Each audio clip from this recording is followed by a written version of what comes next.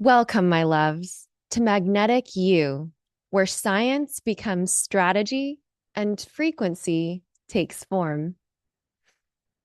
Today, I have a tale for you, and this time, not of queens or crowns, but of the battle waged behind composure, a tale of armor mistaken for identity, of a warrior who learned the art of peace.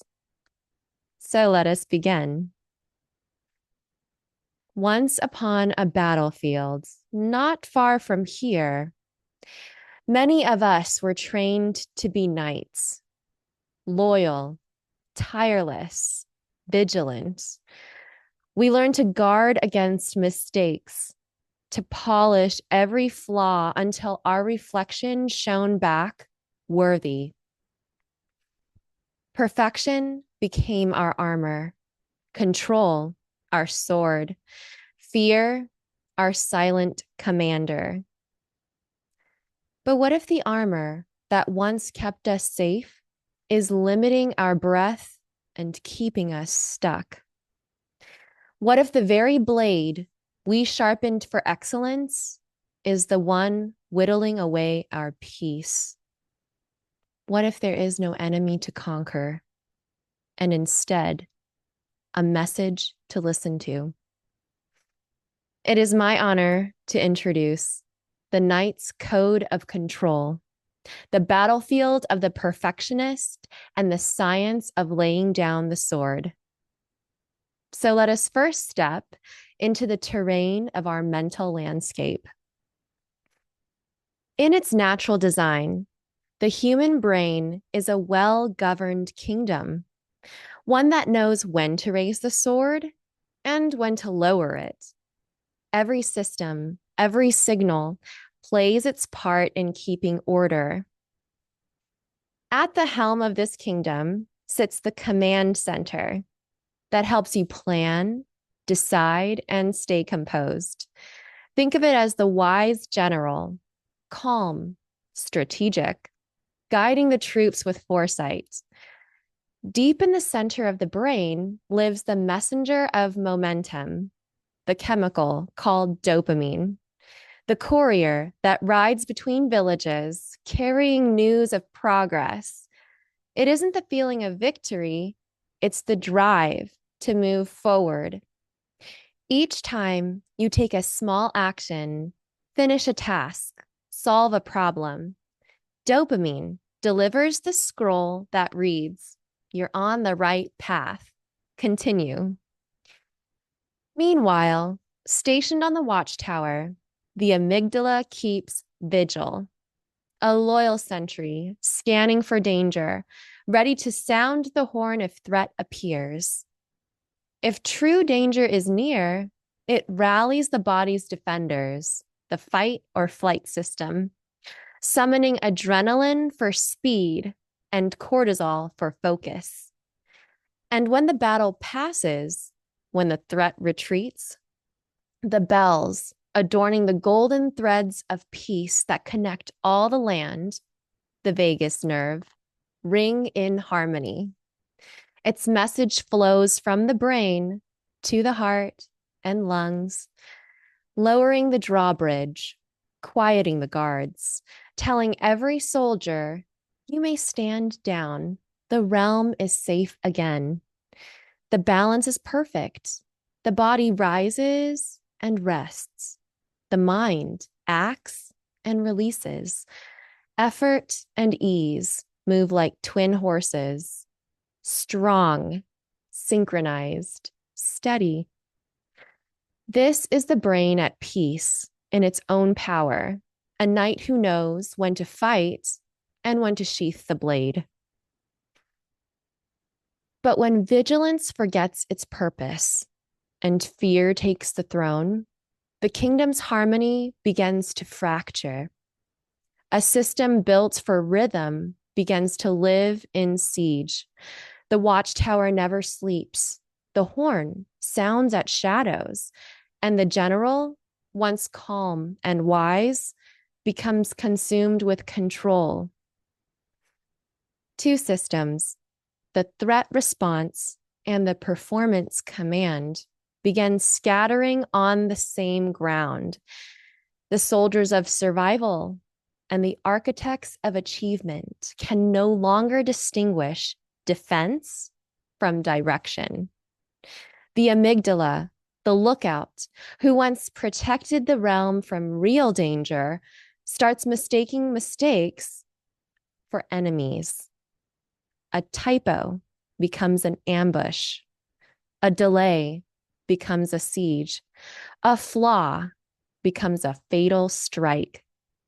The alarm sounds, and with it, the entire fight or flight army charges forward. The battlefield floods with cortisol and adrenaline. Your heart beats like a war drum. Your breath quickens. Your body braces for battle.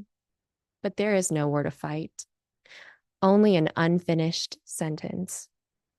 Meanwhile, the brain's error detector, that small region meant to spot lessons and guide improvement, becomes the overzealous inspector general.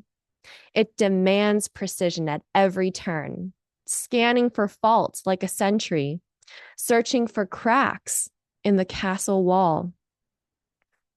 It cannot tell the difference between a true threat and a small imperfection. The result?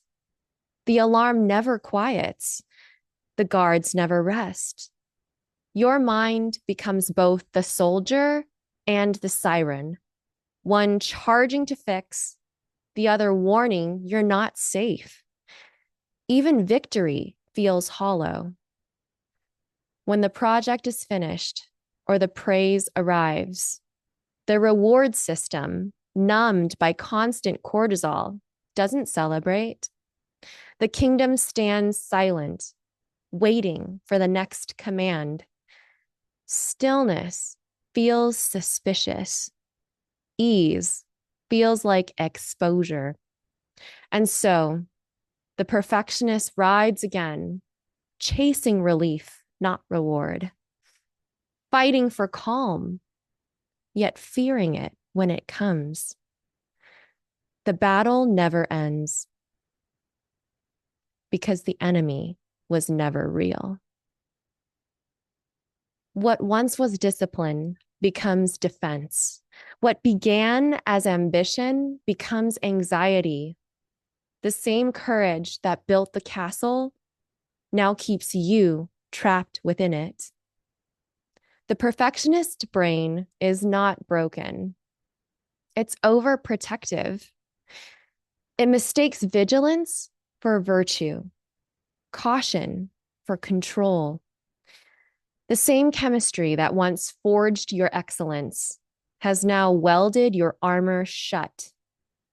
This is the physiology of a mind at war with its own worth.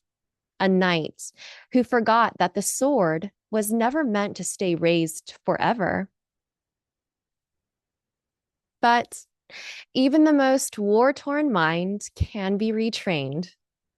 The battlefield within the perfectionist mind cannot be conquered by more combat, only by learning a new form of command. The miracle of the human mind is its flexibility, its ability to retrain, reorganize, and rewrite itself through repetition, emotion, and reward. The same roads that once rehearsed fear can be rerouted towards ease. The same inner chemistry that once fueled vigilance can now serve peace. So, how does the knight retrain her own forces?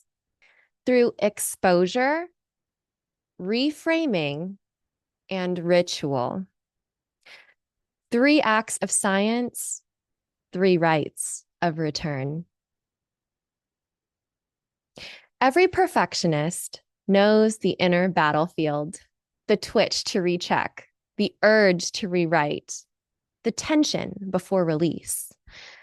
But every time you interrupt that reflex, you forge a new link from compulsion to choice.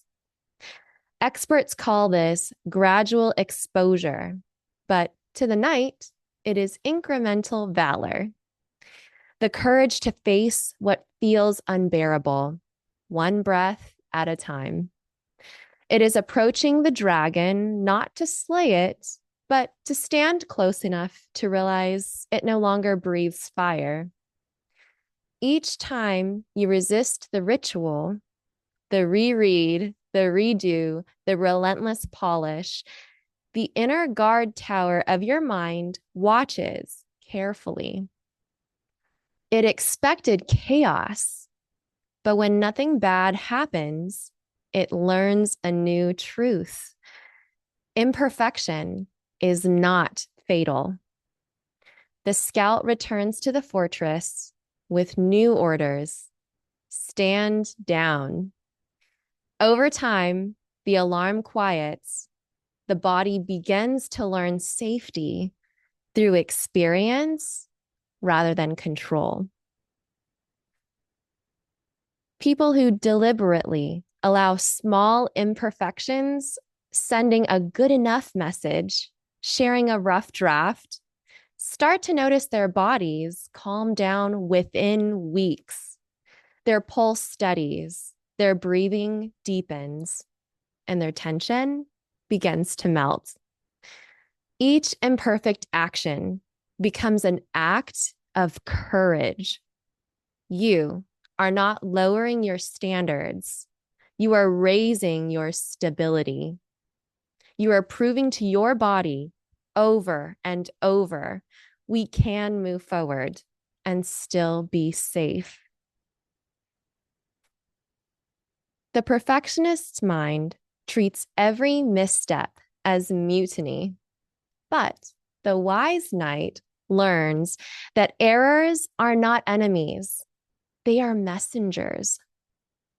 They ride in from the edge of the field saying, adjust course, not character. When something goes wrong, your inner warning system flares. It's as if your personal scout has shouted, we veered off the map. For most people, that signal sparks curiosity. Let's see what happened. For the perfectionist, it feels like a full retreat alarm. The commander calls back the army before anyone even checks the terrain. To change this, the commander, the thought part of you that makes reasoned decisions, must take back the reins. When you make a mistake, pause and tell yourself, this is my mind gathering information, not judging me. That single phrase is like a calm general stepping into a panicked camp. Hold steady. We are not under attack. We're learning. Bit by bit, this rewires your inner hierarchy. The fearful scout stops overruling the wise general. You move from fight to foresight. People who use mindfulness and self-kindness techniques literally reshape their brains over time.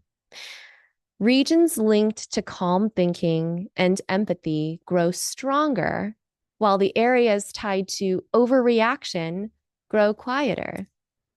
Each time you choose reflection over reaction, you sharpen your blade, not for battle, for clarity.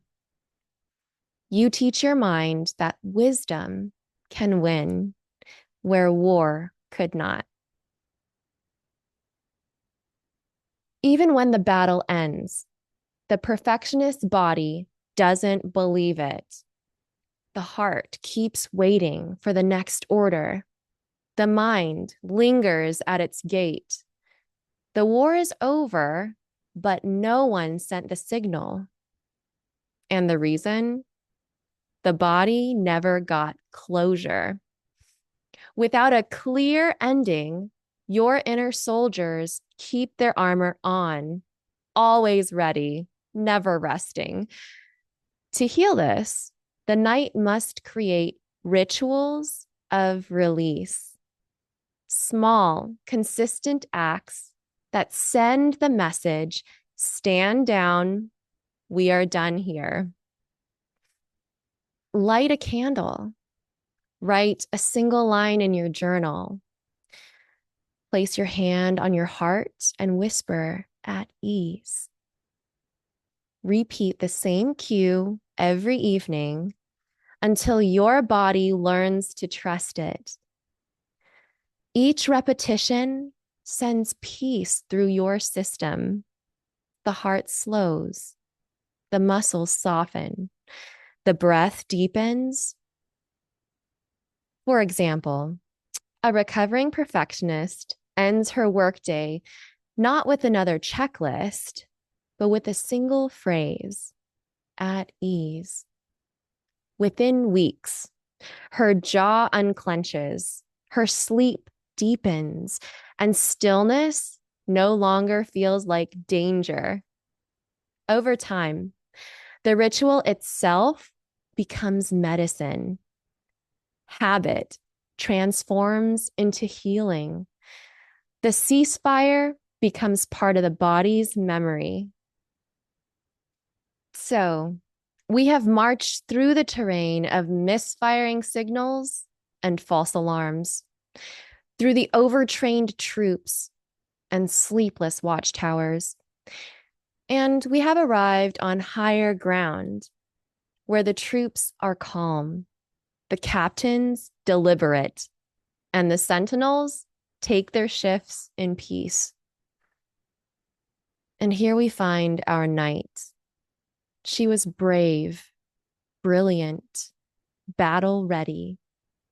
To her, perfection once promised protection. But she had worn her armor for so long, she forgot what it felt like to breathe.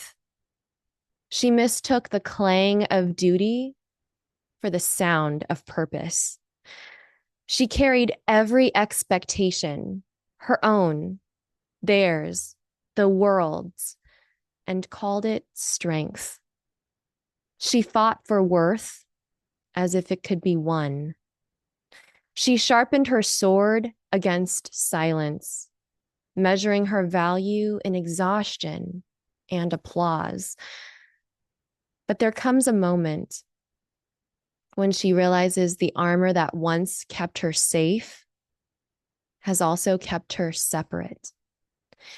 And in that stillness, the truth arrives, not as a command, but as mercy.